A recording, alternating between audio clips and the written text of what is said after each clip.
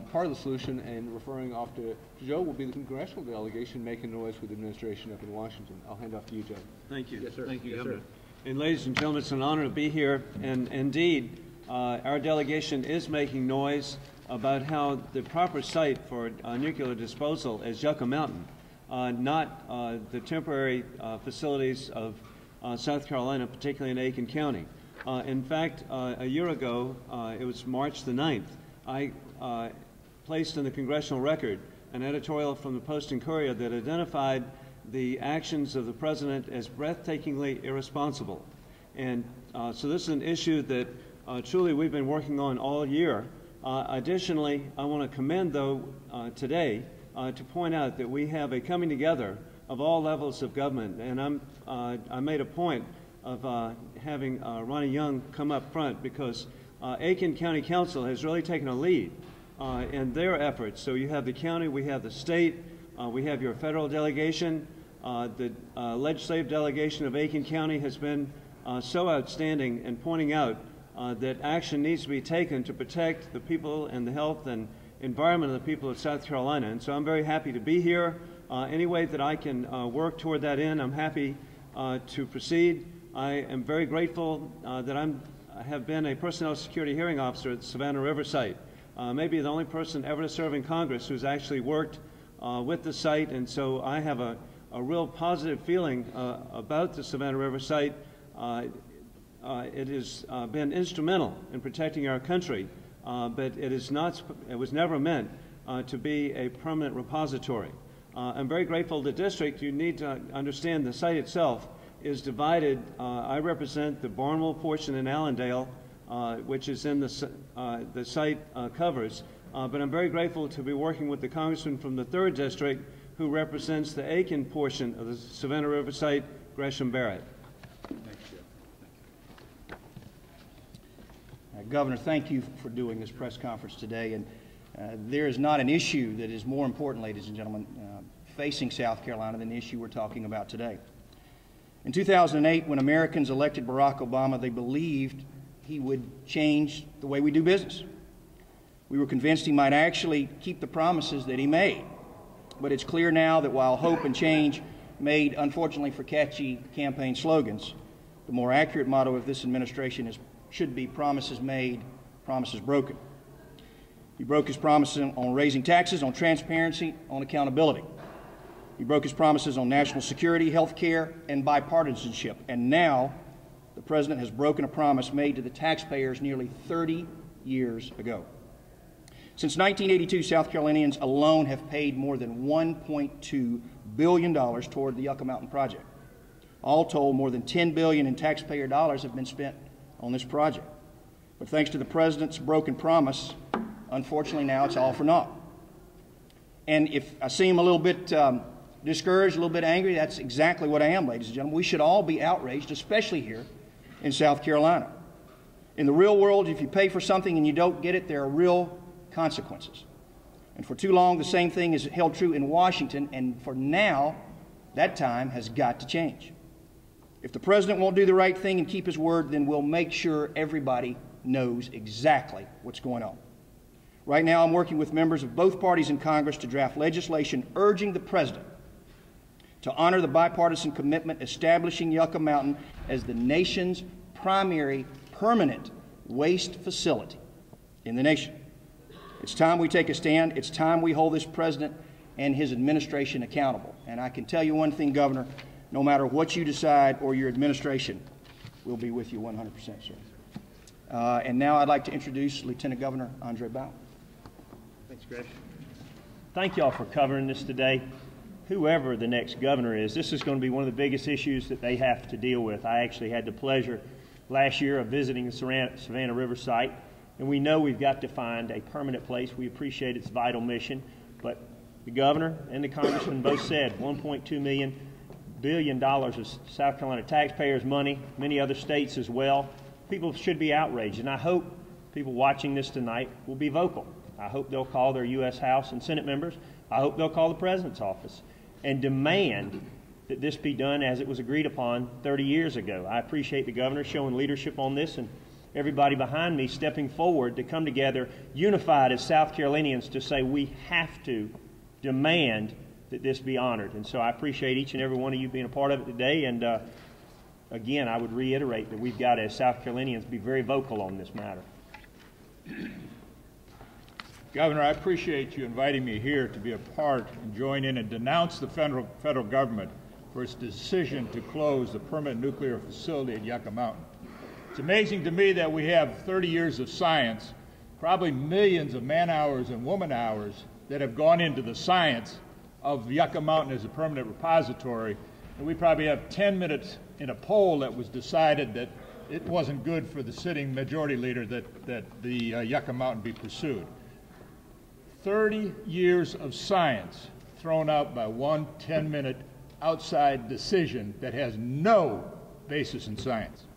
I agree with you, Governor, that the recent decision to abandon Yucca Mountain not only reflects crass politics, but also a betrayal of the people of Aiken County and the citizens of South Carolina. The people of Aiken and neighboring counties have worked for decades at the Savannah River site to assist the federal government while it developed Yucca Mountain. They repeatedly promised that our work was temporary. The federal government has now broken its promise. Governor Sanford also rightly notes that South Carolinians have paid well over $1 billion for the construction of Yucca Mountain. The closing of Yucca Mountain means a complete loss of that money. I join the governor in his demand that the federal government return our money. I will also introduce a joint resolution today working with both sides of the aisle in the state Senate to end any further payments for a permanent repository to the federal government. The legislation will direct part of that money to the Savannah River site in order that it might plan for the requirements of more permanent storage. The legislation will divert the remainder of the money previously made to Yucca Mountain into a new South Carolina fund to pay for a different permanent storage solution that we must obviously find for ourselves. Thank you. You know, what we're looking at is, again, another backroom deal instead of honoring the commitments to the taxpayers of this state and this country. We saw it when we were dealing with bailouts. We saw it when we were dealing with the stimulus packages. We saw it with health care, and now we're seeing it with nuclear waste. What we need to make sure that everyone understands is that this is a commitment that was lost, where the taxpayers were sacrificed in order to get one person reelected. We need transparency, we need accountability, we need to turn around and hold the federal government's hand to the fire. I challenge the federal delegation to fight as hard as they can. I will give them all of the support. I absolutely appreciate the governor bringing this to light, and also support the Aiken delegation and Senator Ryberg and his plans going forward. And once again, this goes back to the fact that we can't close our eyes to the things that are going on. We need to be transparent. We need to make sure good government is at hand, and it's always the taxpayers that need to be the focus of this state and this country.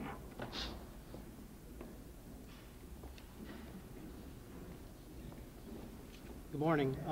Thank you, Governor, for having us today. Actually, we have a pretty large contingent of our council members here, and I'd like to ask, with the chairman's permission, if everyone on county council would come up. And at the podium, Chuck Smith, who represents North Augusta, has really taken the lead on this issue at the local level. And Chuck, I think you have a prepared statement that you'd like to provide. Thank you. Thank you on behalf of Aiken County. You know, our constituents' goodwill and safety is at stake here. And so Aiken County is dismayed at the capricious and unlawful acts of the Department of Energy and the Nuclear Regulatory Commission in their recently announced action to terminate the Yucca Mountain license application and abandon Yucca Mountain as the nation's first repository for high-level waste. DOE's actions violate many of the years of assurances to both South Carolina and Aiken County, and that Yucca Mountain would be available for disposal of these waste in an out-of-state repository. If DOE proposed actions are not stopped, the citizens of Aiken County will be harmed in many different ways. First, high-level radioactive waste currently at the Savannah River site and planned for disposal at Yucca Mountain will remain at SRS for an indefinite period. We will become a local repository. At DOE, Yucca Mountain's environmental impact statement concludes that public health, safety, and the environment are enhanced by disposal of these wastes at Yucca Mountain compared to leaving them at their current location. Second, Aiken County and the South Carolina ratepayers have made significant financial contributions to the development of Yucca Mountain as a safe means for disposal of both defense and commercial high-level waste. Abandoning Yucca Mountain will waste approximately $500 million in South Carolina ratepayers' contributions. Equally important, our ratepayers will face additional costs for the storing of these materials at their existing locations and investigating possible alternatives to Yucca Mountain. DOE's actions violate the public trust in our federal form of government. Their actions are a direct violation of very specific legislative mandates, and their blatant disregard for legal imperatives does not bode well for any democracy. For these reasons, Aiken County is compelled to support legal action against the Department of Energy and possibly the Nuclear Regulatory Commission. It is unfortunate that we have come to this juncture, but the actions of these two federal agencies are in complete disregard to our long history of a close working relationship in support of DOE, Savannah Riverside programs, and our basic responsibilities to protect the interest of Aiken County citizens. In addition, every taxpayer ought to be incensed at what's taking place in Washington. We've talked about $10 billion being spent on Yucca Mountain, but the Nuclear Waste Policy Act that was created to form and position a site for the repository has probably cost somewhere between $50 and $100 billion of ratepayer and taxpayers' money, and in one fell swoop, they want to disregard that. Thank you very much on behalf of Aiken County.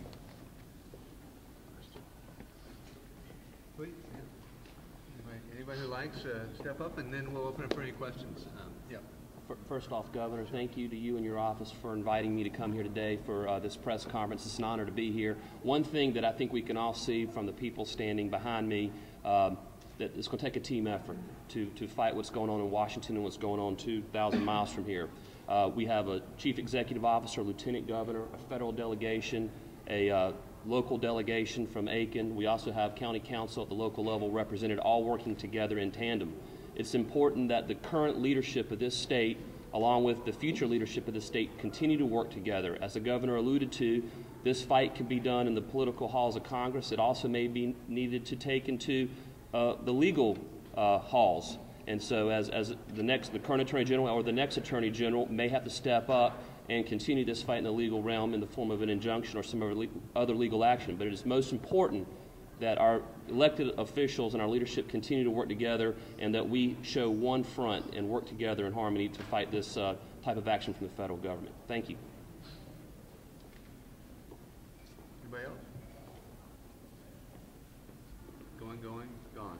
All right. Any questions? Governor, this is driven by polling out of Nevada. Elected officials there don't feel like they can be elected if they don't respond to their citizens' concerns, not to proceed or to block Yucca Mountain. How do you deal with that? Well, I'd go back to where I started, which was this is ultimately not a Nevada and not a South Carolina issue. This is an American issue. I mean, if you really talk about this notion of energy independence, that is well beyond two states in the Union. If you talk about making a difference with regard to CO2 emissions or clean air, that's neither a Nevada or a South Carolina issue alone. That's a 50-state issue. And the 10 or the $100 million that was just alluded to, those aren't South Carolina or Nevada issues. Those are ultimately American issues. So I think that this issue goes well beyond one single election that will take place in Nevada, just as it would go well beyond one single election that would take place in South Carolina. I guess more to the point, how would South Carolina convince those in Nevada that this is the right thing to do? Neither. In other words, South Carolina will never convince Nevada, and Nevada will never convince South Carolina. But I say that is not the point. The point is that it's much larger than either of those two states. That fundamentally we have almost a 30-year compact that has existed through Republican and Democratic administrations alike, wherein there's been consensus around a permanent repository for high-level nuclear waste. So let me understand this. In a state that protests real ID, that protests federal action intervening in the state, it's okay for the federal government to impose Yucca Mountain on the citizens of It's the attempt at the gotcha question. I got that. But I mean, wait, I don't even understand it. Help me understand. In other words, it would be South Carolina's prerogative as a state to say we agree or we disagree with Real ID, just as it would be our prerogative on any other issue to say we agree or we disagree. On this one, we're saying once again that we disagree, which we have a history of doing with any number of decisions coming out of Washington. So I don't understand what Real ID would have to do with this. It's the federal government imposing its will on the citizens of the state. That's But it's not the federal government's will. In other words, it is the Obama administration's choice in this instance, based on an election outcome that they might fear in Nevada, to make this decision. And as has been raised by, again, folks at the local level, at the state level, and again, federal officership level, to say, well, wait a minute, does that really make sense given the amount of money that's already gone in, somewhere between $100 and $10 billion, given its implications in terms of energy independence and given its implications in America's quest toward cleaner air emissions and CO2 emissions?